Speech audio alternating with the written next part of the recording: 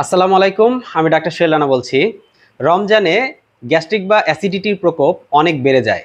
এই গ্যাস্ট্রিক বা অ্যাসিডিটি থেকে মুক্ত হতে আমরা কিছু প্রাকৃতিক উপায় অবলম্বন করতে পারি।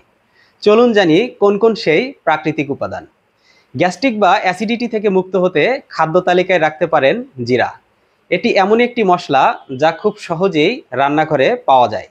আমিষ হোক বা নিরামিষ সব রান্নাতেই জিরার প্রয়োজন রয়েছে। এই জিরা হজম রসকে উদ্দীপিত করে। এছাড়া এটি অ্যাসিডিটি, বদহজম, পেট ফাঁপার মতো সমস্যাগুলোতে কার্যকর ভূমিকা রাখতে পারে। তুলসী পাতা ও এলাচ দিয়ে ফোটানো পানি পান করলে খুব সহজেই পেটের রোগ থেকে মুক্তি পাওয়া যায়। পেটের রোগ থেকে মুক্তি পেতে বহু শতাব্দী ধরে তুলসী পাতা ব্যবহার হয়ে আসছে। তুলসী পাতার নির্যাস গ্যাস্ট্রিকের প্রদাহ কমাতে সাহায্য করে। যদি খাওয়ার পরে পেট ফাঁপা, টক ঢেকুর ও বুক ও গলা জ্বালাপোড়া করার মতো সমস্যা দেখা যায়, তাহলে নিয়মিত তুলসী পাতা খেতে পারেন। এতে আপনার গ্যাস্ট্রাইটিসের সমস্যা অনেকটাই কমে যাবে।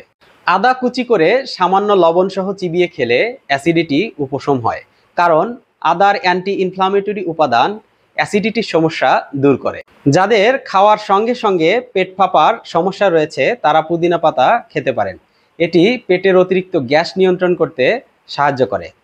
অ্যাসিডিটির সমস্যা দূর করতে 2 থেকে 3টি পুদিনা পাতা চিবিয়ে খেতে পারেন। এছাড়া কয়েকটি পুদিনা পাতা 1 কাপ পানিতে সেদ্ধ করে সেই পানিটি পান করবেন। এতে বমি ভাব, জ্বালাপোড়া দূর করে সতেজ করে তুলবে। অ্যাসিডিটির জ্বালাপোড়া, পেট ফাঁপার সমস্যা থেকে বাঁচতে 1 গ্লাস পানিতে 1 চা চামচ মেথি গুঁড়া মিশিয়ে পান করতে পারেন।